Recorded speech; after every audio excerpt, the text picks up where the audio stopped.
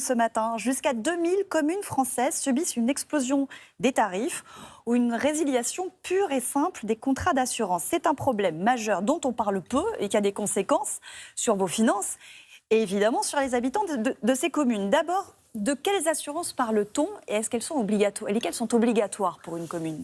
Alors, sur les assurances obligatoires, je pense notamment à l'assurance qui couvre nos personnels, l'assurance qui couvre la responsabilité des élus, ou encore la responsabilité civile de la commune, celle qui permet de réparer des dommages qui seraient liés à des dysfonctionnements d'un service public communal. On n'a pas particulièrement de difficultés. On a des difficultés qui sont aujourd'hui massives sur une assurance qui n'est pas obligatoire, mais qui est pourtant indispensable, c'est l'assurance aux biens. Ça signifie très concrètement que ces 2000 communes dont vous parlez, la mienne singulièrement, mais elle appartient à un ensemble plus large, n'ont plus les moyens, ou à des conditions qui sont aujourd'hui devenues inaccessibles, d'assurer leurs biens, qui sont des biens essentiels au fonctionnement des services publics. Des bâtiments publics, c'est ça ? Là, je vous parle des Lycées, écoles, ouais. des crèches, je vous parle aussi des équipements sportifs. Et on est aujourd'hui confronté à des conditions d'assurance, quand les assureurs veulent bien encore nous assurer, qui sont devenues exorbitantes. On va parler de votre situation dans votre ville spécifiquement, ville de 8000 habitants. Ouais. Vous vous êtes retrouvé comment Alors, un an sans assurance en 2023, qu'est-ce qui s'est passé ? Du jour au lendemain, l'assureur vous a dit c'est terminé ? En fait, on est arrivé à la fin du marché d'assurance. Ces marchés couvrent sur une période qui est déterminée préalablement, dans le cadre d'un marché public. Et puisque ma commune, sur 4 ans, avait subi 3 sinistres, des sinistres assez lourds, eh bien, aucun assureur n'a voulu couvrir les risques pesant sur la commune pendant l'année 2023. Alors, je l'ai dit à personne, ça. J'ai gardé ça pour moi. C'est la question que j'allais vous poser. Les habitants de la commune, personne ne l'a su ? Je ne les ai pas informés. Je n'ai pas publié cette très mauvaise nouvelle pour la simple et bonne raison que je ne voulais pas que quelqu'un de malveillant saisisse cette opportunité, évidemment, pour nuire au service public communal et aux équipements communaux. Vous avez réussi à dormir pendant un an ?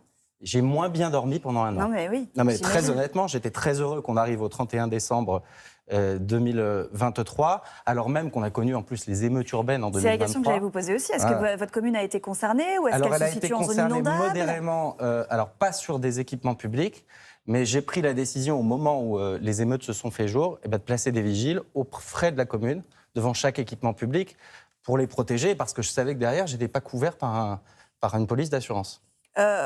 Effectivement, il y a ces violences urbaines, il y a les aléas climatiques. J'imagine que beaucoup de communes qui sont touchées par les inondations dans le Pas-de-Calais vont être concernées dans les mois qui viennent par ces difficultés d'assurance. C'est ça aujourd'hui les principales raisons qui font que les tarifs augmentent ou que les assureurs disent stop ? Oui, c'est ça, c'est qu'on a une sinistralité, pour parler dans les termes de l'assurance, c'est-à-dire un nombre de sinistres qui augmente singulièrement du fait du changement climatique. Il y a effectivement les violences urbaines, mais c'est surtout le changement climatique qui malheureusement joue, la vétusté d'un certain nombre d'équipements aussi. Moi, j'ai subi des incendies électriques dans une ville qui était sortie de terre dans les années 60. Donc, on rénove à marche forcée parce que c'est indispensable pour la transition écologique, c'est indispensable pour la sécurité, mais on a un retard à rattraper. C'est le cas chez moi, c'est le cas dans beaucoup d'autres villes.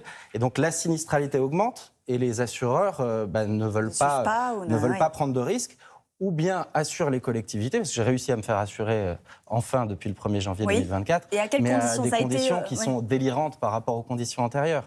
En 2022, pour l'assurance aux biens, ma commune payait quelque chose comme 15 000 € hors taxe, avec une franchise de 1 500 €. C'est-à-dire qu'en cas de sinistre, la commune avait à débourser 1 500 €, c'est l'assureur qui couvrait le reste. Aujourd'hui, je suis assuré pour une prime qui a été augmentée de 500 %, donc j'ai près de 100 000 € de prime d'assurance, avec une franchise d'un minimum de 600 000 € et qui, si on dépasse les 600 000 €, est de 10% des dommages. Mais donc ça veut dire que concrètement, si, et je ne vous le souhaite pas, le lycée brûle, alors, la crèche brûle... le lycée ne relève pas de compétences communales, c'est à la région. C'était un mauvais exemple, mais un bâtiment... Mais le cas d'une école, par exemple. Une école, dans une commune comme la mienne, on a des gros groupes scolaires, c'est 15-20 millions d'euros si on devait reconstruire une école.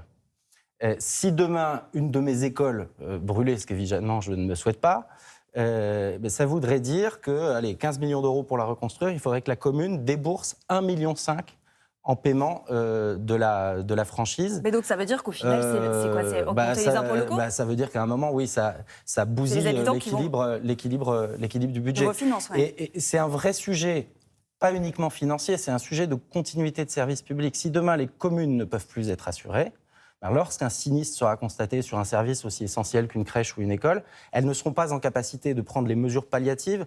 Quand il y a un équipement qui, parce qu'il y a eu une inondation, un sinistre n'est plus occupable, les assureurs viennent en appui des villes pour trouver des solutions provisoires, mettre des bâtiments modulaires, etc. Tout ça coûte déjà très cher.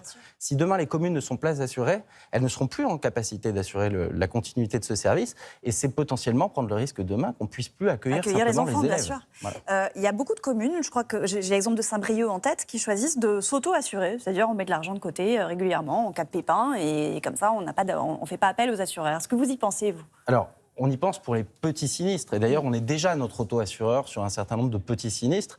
Parce que pour ne pas augmenter la sinistralité et avoir des primes qui explosent, on est amené à prendre à notre charge directement un certain nombre de dommages. Mais là, c'est valable pour des petits sinistres. Pour une école, par exemple, 15 millions d'euros. Moi, je ne suis pas en capacité, avec un budget annuel d'investissement de 4 millions d'euros, de mettre de côté 15 millions pour un éventuel sinistre. Donc, c'est un système qui peut fonctionner pour les petits sinistres. Et d'ailleurs, dans le dialogue avec les assureurs, moi, je suis vice-président de l'association qui est celle des petites villes de France. On discute avec France Assureur, qui est le représentant national des assureurs, pour voir dans quelles conditions on peut essayer d'améliorer le marché de l'assurance des collectivités et prendre notre part. Mais le gros risque ne peut être couvert que par les assureurs. C'est la raison pour laquelle le gouvernement a décidé de confier une mission à mon collègue maire de Vesoul, M. Chrétien, et à M. Dagès, l'ancien dirigeant de Groupama, pour essayer de trouver des solutions. État des lieux, oui. Voilà, bon. Pour l'instant, on est dans l'état des lieux, on n'a pas encore les solutions. Mais 2 avril, je crois que c'est autour de début avril. Autour de début avril, on devra avoir des propositions concrètes. Mais il ne pourra pas y avoir de système face à une sinistralité qui augmente sans qu'à un moment, la puissance publique n'intervienne. On peut imaginer un système de péréquation, de mutualisation du risque. Mais encore une fois, si on n'est pas assuré, c'est la continuité du service public, des services publics essentiels qui est menacée. Et on l'a bien entendu. Merci beaucoup, Romain Colas, d'être